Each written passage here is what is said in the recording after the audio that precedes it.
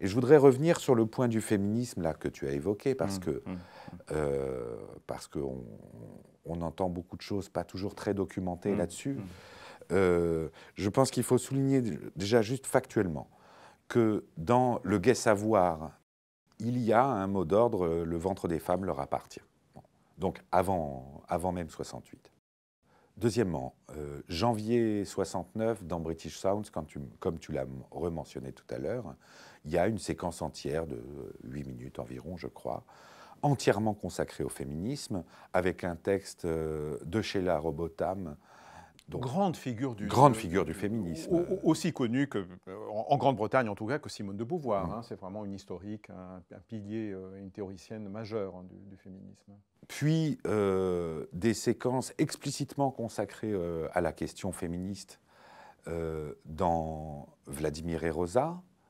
On est avant la fondation du MLF en France au moment où c'est tourné.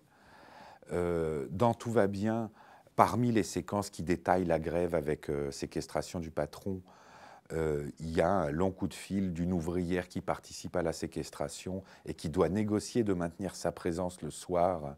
Si, je t'assure, il faut que je reste. Et puis toutes les copines le font aussi. Écoute, t'es vache. Pour une fois, tu peux bien t'occuper des gosses. Bon, quand tu es resté dans ton usine le mois dernier, au moment de ta grève, j'ai pas fait tant d'histoires. Non. Moi, je trouve que c'est la même chose. La même chose. Quel salaud!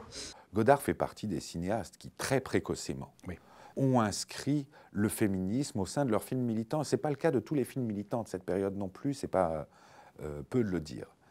Que par ailleurs, il ait pu être un homme du XXe siècle avec tout ce que ça comporte, disons, dans un virilisme fabriqué dans ses jeunes années et dans les premières années de son cinéma, c'est certain aussi. Alors tu vois, c'est un peu plus compliqué.